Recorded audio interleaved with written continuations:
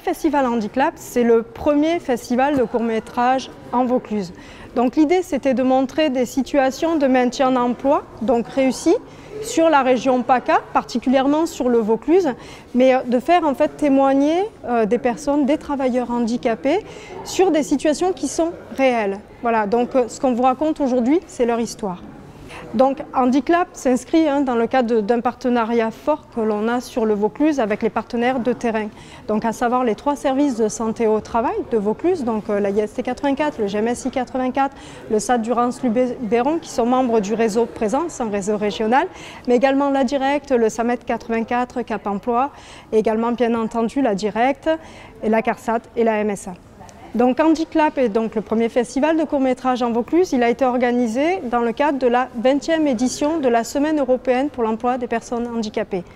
Bienvenue au premier festival de court-métrage en Vaucluse, avec en plus le grand honneur d'avoir pour parrain M. Pascal Duquesne. Monsieur Pascal Duquesne.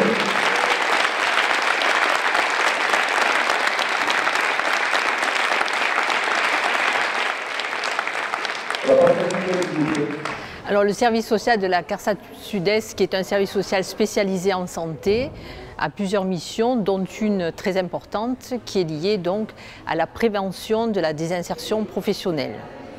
En ce sens, donc, nous intervenons non pas seuls, mais vraiment toujours en partenariat.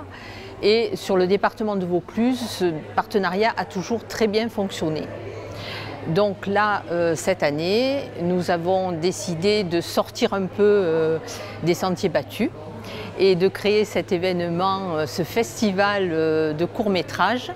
Les entreprises ont répondu présentes à cet appel, ce qui nous a très agréablement surpris.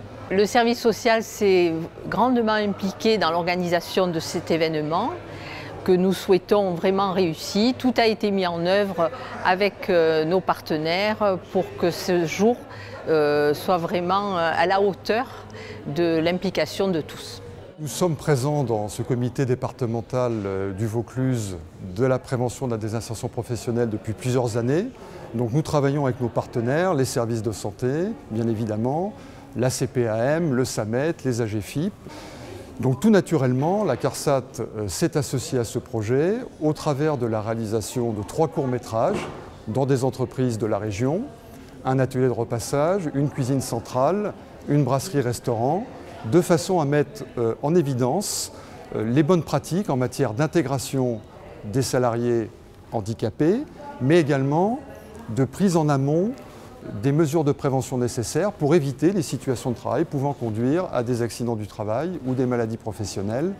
Alors la PDP, donc la prévention de la désinsertion professionnelle, je l'évoquais tout à l'heure au début de mon intervention, on est vraiment dans cette problématique de l'accident du travail ou de la maladie professionnelle qui peut impacter de façon sérieuse et prolonger la santé d'un salarié.